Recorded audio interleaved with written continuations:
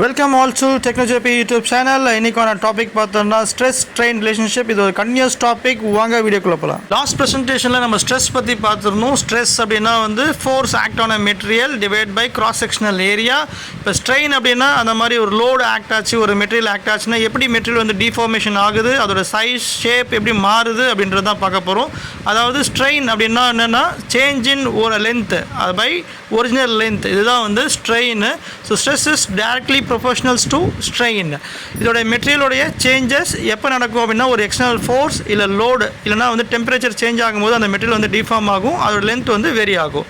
அதை மெஷர் பண்ணுறது தான் வந்து ஸ்ட்ரெயின். இந்த ஸ்லைட் நம்ம என்ன பார்க்க போகிறோம்னா ஸ்ட்ரெயினுடைய ஃபார்முலா பார்க்க போகிறோம். அதாவது லாஸ்ட்லேயே சொன்ன ஸ்ட்ரெயினோட ஃபார்முலா என்னன்றது, ஸ்ட்ரெயின் ஃபார்முலா அந்த epsilon E = change in length delta L divide by LO, அதாவது ஒரிஜினல் லென்த்து. இப்போ LO அப்படின்றது ஒரிஜினல் லென்த்து, டெல்டா எல்ன்றது சேஞ்ச் இன் லென்த். இப்போ ஒரு ஸ்ட்ரெயின் ஒரு லோடு ஆக்ட் ஆச்சுன்னா என்ன ஆகும்னா லென்த் வந்து சேஞ்ச் ஆகும். இதுதான் வந்து மெஷர்மெண்ட்டு.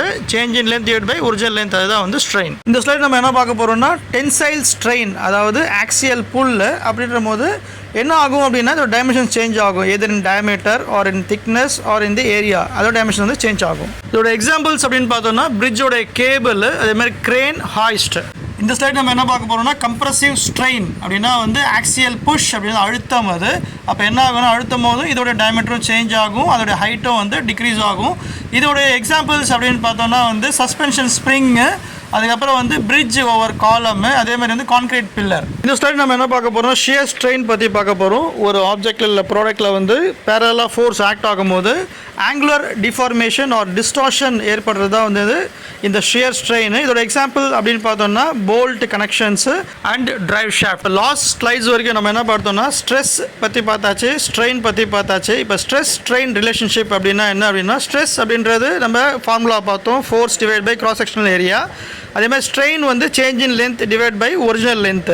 இப்போ யங்ஸ் மாடுலஸ், அதாவது எலாஸ்டிசிட்டி சேஞ்ச், டிஃபார்மேஷன் சேஞ்ச் வந்து ஸ்ட்ரெஸ் டிவைட் பை ஸ்ட்ரெயின், அதுதான் வந்து கால்குலேஷன். இப்போ எல்லா டிசைன்லேயுமே வந்து இந்த stress strain calculation is very important. ஆட்டோமொபைலாக இருந்தாலும் சரி, valve industries, pipe industries, pressure vessels, transportations, marine, flight, aeroplane எல்லாமே வந்து இது ரொம்ப இம்பார்ட்டன்ட்டு.